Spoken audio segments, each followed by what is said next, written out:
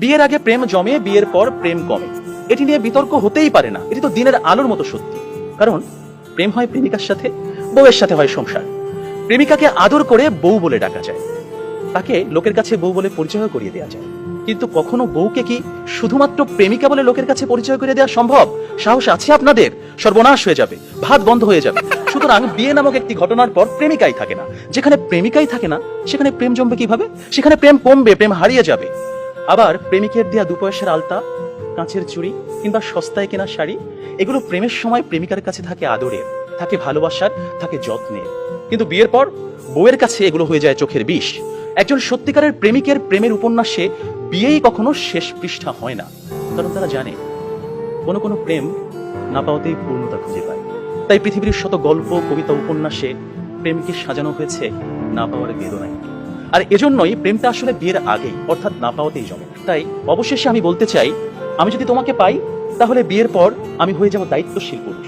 বিয়ের আগে যেমন ছিলাম লুতুপুতু প্রেমিক, যেমন ছিলাম আবেগী প্রেমিক, বিয়ের পর হয়ে উঠবো আমি দায়িত্বশীল পুরুষ। কারণ আমি জানি বিয়ের পর দায়িত্ববাদ দিয়ে প্রেম জমাতে গেলে সংসার টিকবে না।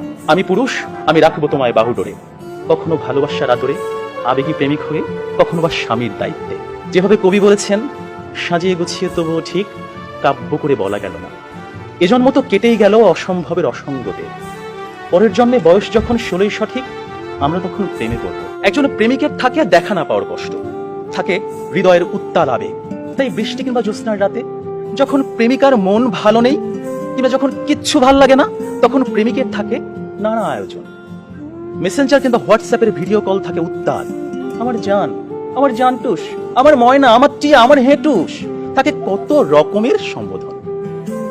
রাত গভীর হয়, ওরা জেগে থাকে। শহর ঘুমিয়ে যায়, ওরা ঘুমায় না। ওদের কণ্ঠে থাকে গান, বুকে থাকে ছন্দ। কমলাবরণ মুক্তি তোমার, চাঁদের মতন হাসি, সত্যি করে বলছি আমি তোমায় ভালোবাসি। পান্তা ভাতে কাঁচামরিচ, গরম ভাতে ঘি, তোমার সাথে প্রেম করিতে আমার লজ্জা কি। অথচ বিয়ের পর হাজারো হিসেবের ভিড়ে পদ্য, কবিতা, ছন্দ সব যায় উড়ে।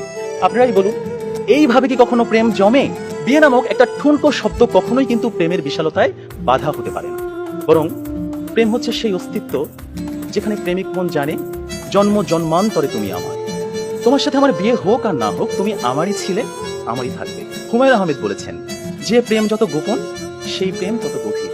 কোনো এক বসন্তের বিকেলে সবাইকে ফাঁকি দিয়ে দুজনে 2 টাকার বাদাম, 1 ঠোঙ্গা ঝালমুড়ি কিংবা কোনো একটা নির্জন কফি শপে 2 কাপ কফি, বুকে দুরু দুরু হয়, কফির ধোঁয়ায় ধোঁয়ায় প্রেম জমে ঘি।